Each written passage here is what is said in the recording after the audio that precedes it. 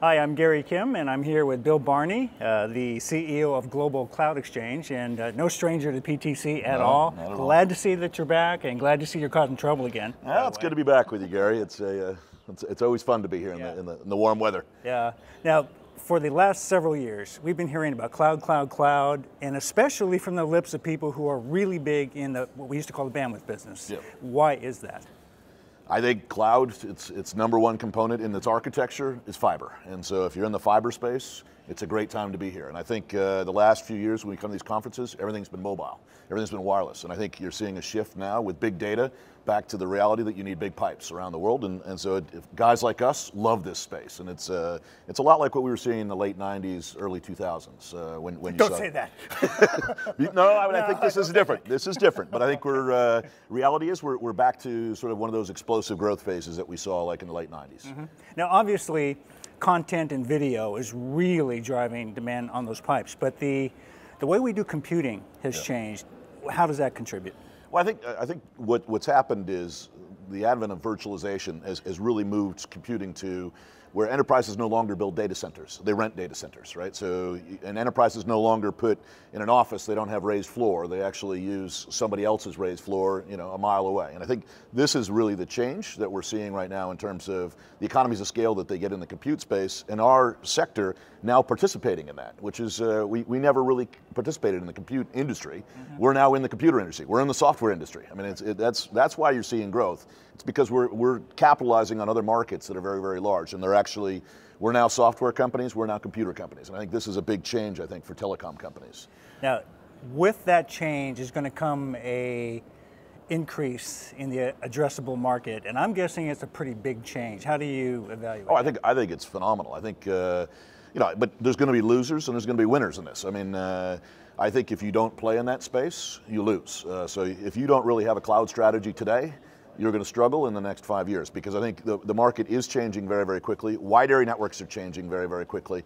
And if you actually don't get in line with things and you don't have a software-defined network strategy, you're dead. So I think it's an interesting space. And I think there's going to be some great winners and some great losers in this. Mm-hmm.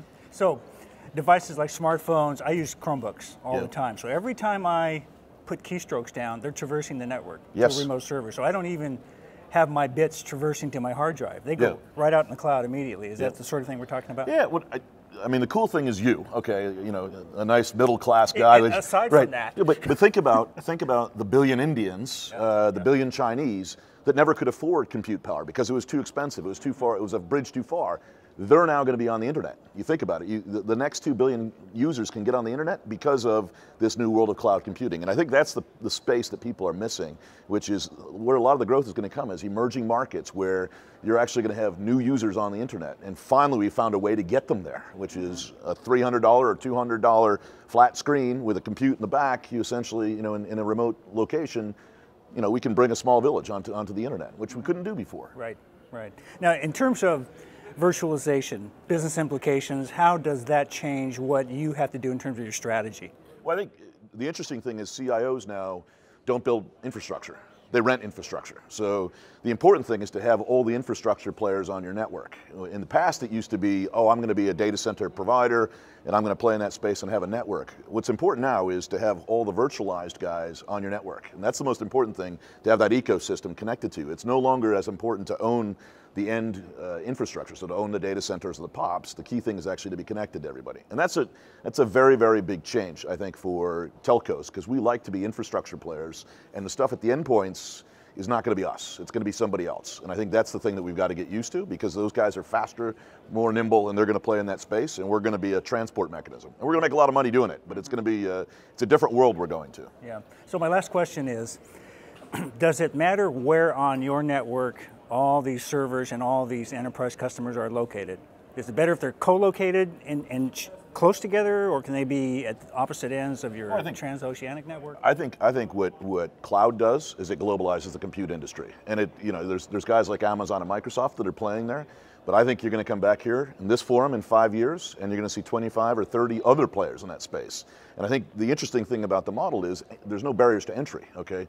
Anyone can come into this new virtual world. It's a software-defined network, so it's building software and applications, which is no one has ownership of that. The reality is that this is going to be the new age of entrepreneurs, new concepts coming up very, very quickly. So I think we're going to see a nice, fun year, 4 or 5 years here, where we're actually going to see a nice growth path and a new internet. That, you know, when we start talking about it, it won't be cloud in 5 years. It'll be a new internet that we're going to talk about. So it's an exciting time. I think we're probably in one of the funnest periods that we're going to see in this industry for a long time.